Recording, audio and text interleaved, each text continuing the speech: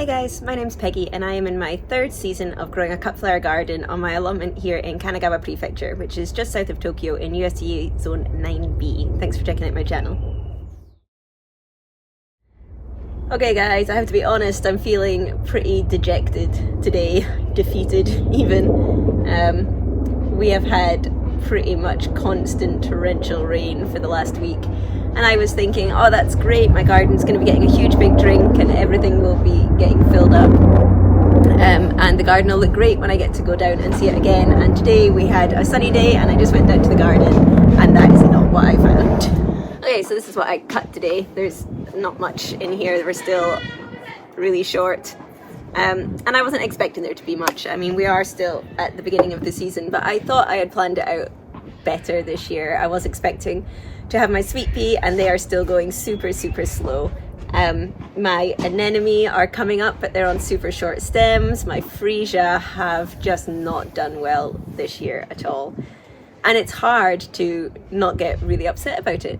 Last year I decided that because the summers are so hot here that really my spring was going to be my best season, and so I put a lot of effort into trying to time things so they would come up and all be together, because last year I had the problem of my anemone came up really early, which they've done again this year, and so I had nothing to pair with them, and then my ranunculus came up and then my freesia came up and then my tulip came up, but they all kind of came up one after the other, which when I'm trying to make nice arrangements for my house meant that I didn't really have a lot. And because my allotment is only 4x5, I have absolutely no foliage at all. I don't have shrubs, I don't have bushes that I can cut from. Now I'm sitting in my garden right now and you can see I've got some stuff. This is a climbing rose that I cut from when it comes up. I've got a lilac here which is in the early stages and not really doing much. My magnolia is looking good, but they're all tiny. I only moved into this house 2 years ago, and so none of these are really mature enough, with the exception of the roses, for me to be cutting from yet. And even when they do, I mean, I don't know, I seem to have chosen really slow growing plants, which makes sense for my garden here, but it's not great when I want to be cutting from them straight away.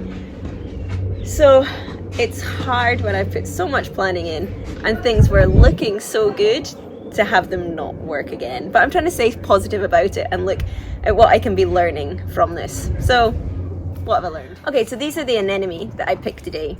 And the main problem that I've had with my anemone is when they come up. Now, last year I started my anemone corums and my ranunculus corums at the same time, and I ended up with a clear month difference between when my anemone were blooming and when my ranunculus were blooming. So this year I planted my ranunculus earlier and I planted my anemone later, hoping that that would kind of close the gap, and it's not. Or at least it's not yet. I've had an anemone now for about the last 2 weeks and I am just starting to get my ranunculus coming up. So I'm hoping that I'll at least have a 2-week over gap this year. So maybe it's not as big a fail as I'm thinking. The main thing that's disappointed me with my ranunculus is how short they're coming up. Now, the first ones that came up literally had no stems at all. They were just flowers sitting right on top of the foliage leaves, basically at ground level.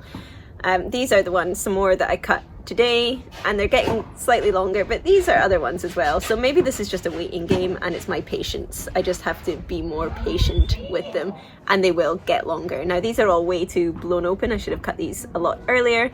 But like I say, I've not been down at the garden for a week. So not only are these past their best, they've blown open, but they've also been really water damaged. I mean, the rain was heavy and non-stop. So nearly everything in the garden was really badly water damaged. So I just cut everything to make sure the plant wasn't putting any more energy into these and would start putting up water flying off them, and the plant would start to put up newer flowers for me. So I cut everything back. I'll put these in a little vase just because they still look quite pretty, but I mean the stems are getting longer. The most important thing I've learned about my anemone though has come from behind me in comparing them. Okay, so last year I didn't have my allotment in the springtime, so I had to grow all of my spring flowers in containers, and this is where I had been growing anemone. And when I went through all my containers, I dug up all of my freesia and all of my ranunculus and the other things that I had growing in these, but I couldn't find any of the anemone bulbs, and I assumed they'd just rotted away, or they'd been eaten and stuff like that. But then they all came up again, which was a really nice surprise. Now, I wasn't expecting that, because when I've been watching flower farmers, actual farmers that are doing this for profit, I see that they're buying their anemone in new every year, and I wasn't quite sure why they were doing that. You know, it's a corum, it should come back, but now I clearly see why. These last year looked like these. These were nice, they were big, they were strong stems, and they looked lovely. And if you compare that to, oops, I just dug up that whole corum, what I'm getting now, I mean, there's no comparison in the thickness of the stem. Let me grab one. Hold on. If you look at the thickness of the stem, the length of the stem, and the size of the flower, and I'm still counting that as a short anemone, you know, you're just not getting it anymore. So I was planning on leaving my anemone in place and seeing if they would come back, but having seen this, I mean, this one's getting a bit thicker, so again, maybe they'll get better in time. But realistically, I think I've learned that if I want to be getting really nice, strong, big flowers every year, this is going to be something that I plant every year and treat as an annual, as opposed to how I would treat my other bulbs and corum, because they're tiny, teeny tiny. So next up is my freesia. Now, I'm really upset about my freesia. I grew freesia last year again in containers, and they did well, and they smelt lovely, and they lasted so long in the vase, and I thought, this is great, I wasn't expecting this, I'm going to grow more freesia. And because I had the allotment, I was like, I can grow more, I can grow nicer varieties, it's going to be great. And so I planted them all out in October, and they were doing so well. They were big, they were strong, they were lush, they were green, they looked amazing. So they were doing great, and then we had really weird weather. We had a very warm December, and so everything kind of thought it was a false spring, basically. Everything came up, and then we had a cold snap, and everything got killed back kind of end of December, beginning of January, and my freesia have never recovered, and I'm so upset about it. And they're coming up now, but they're coming up really, really small. They're trying to put out flowers already, because obviously it's now warmer.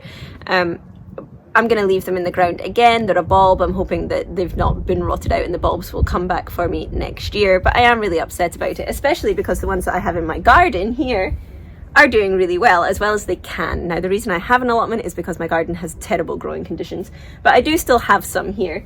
And you can see they are big and strong and getting ready to flower here. Now, because the light here is so bad and it's been really, really windy, I mean, some of these, that's got to be the twistiest freesia I've ever seen.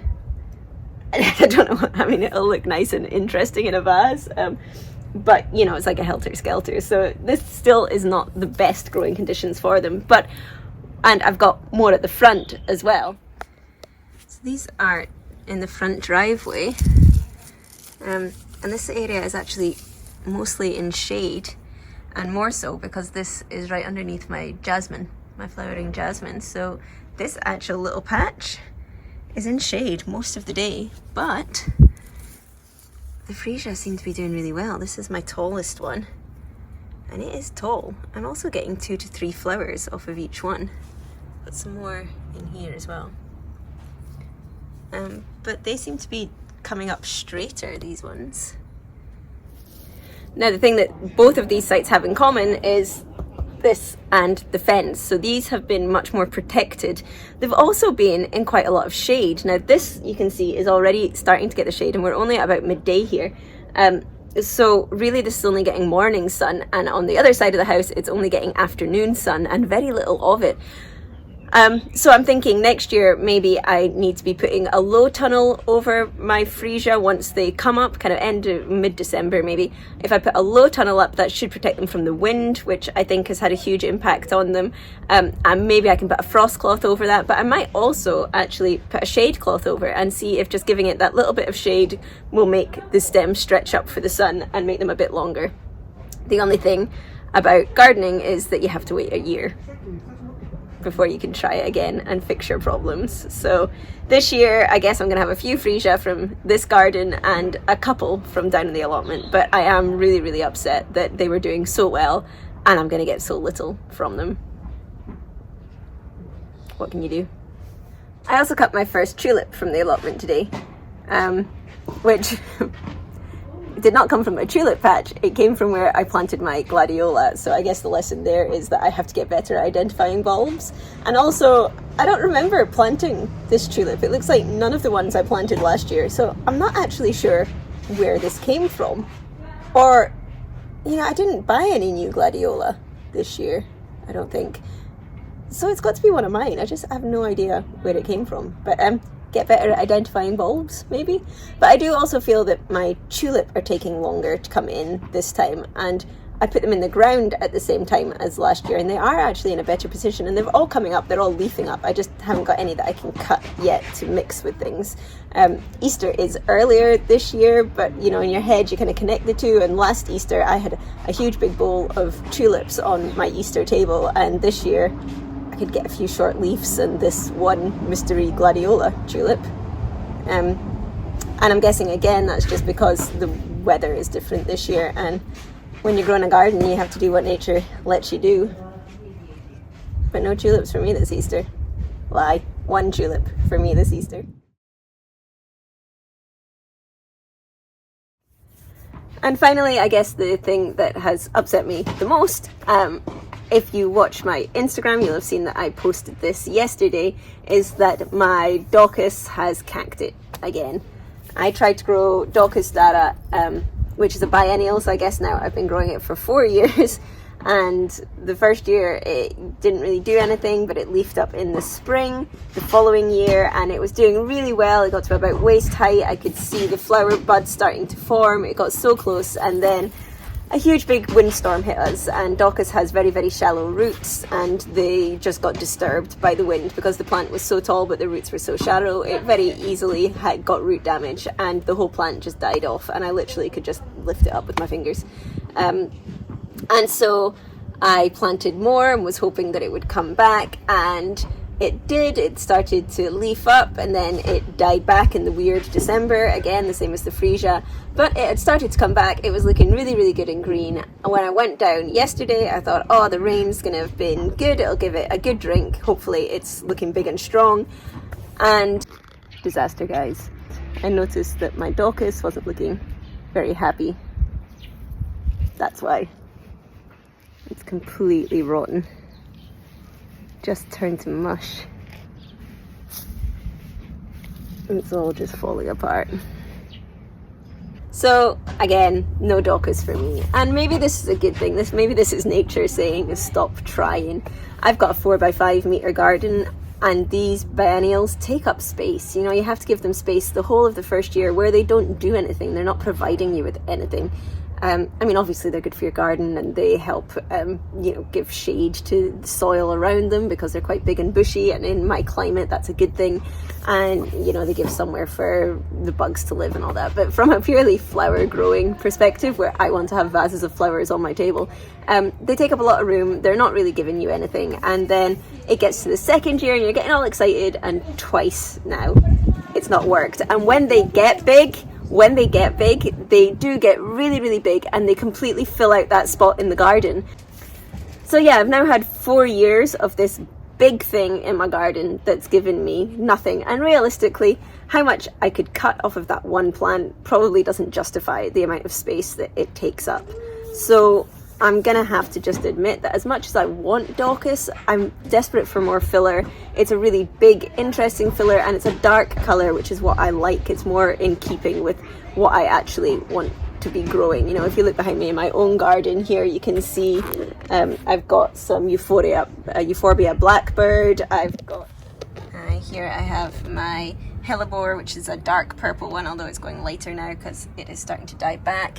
Here I have some Achalesia, but it's the chocolate soldier one, so it's a really nice kind of chocolatey dark brown, almost black.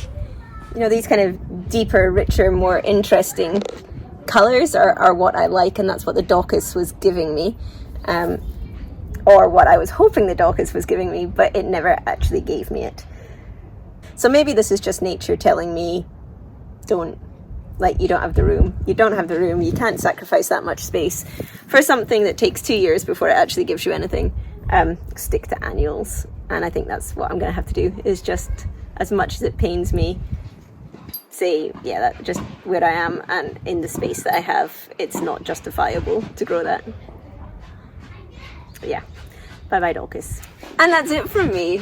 Sorry it's such a gloomy week, but like I say, we've had rain, so I haven't been able to plant anything, I haven't really been cutting anything.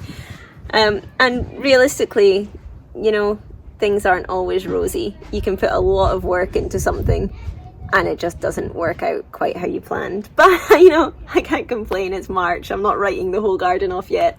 I've already learned things about my anemone and about my freesia and about what is realistic to expect in my zone where I am. And I guess that's the whole point of my allotment, was for it to be a learning garden. So, lessons learned. Yeah. If you're having trouble with your garden, hold in there, man, we're all struggling. And we will just hope that it will flourish, and come the end of spring, once this crazy weather has calmed down. I'm saying once the crazy weather calms down. I live in Japan. We're about to go into rainy season. The rain will stop, we get 2 weeks of spring, and then it's rainy season. I like to plant all my things early to try and get them a good root system before rainy season hits, so that they don't rot and they don't get washed away. Yeah, battling the elements here. Battling. But I'll put on my helmet, put on my armour, and get back down to the allotment this week and see what I can recover and how we can try and make the most of what we've got. So yeah, if you're having troubles, commiserate with me in the comments so that we can all make ourselves feel better, because sometimes it just doesn't work. And this week, it just didn't work. But hopefully next week will be better, and I'll see you guys then. Bye!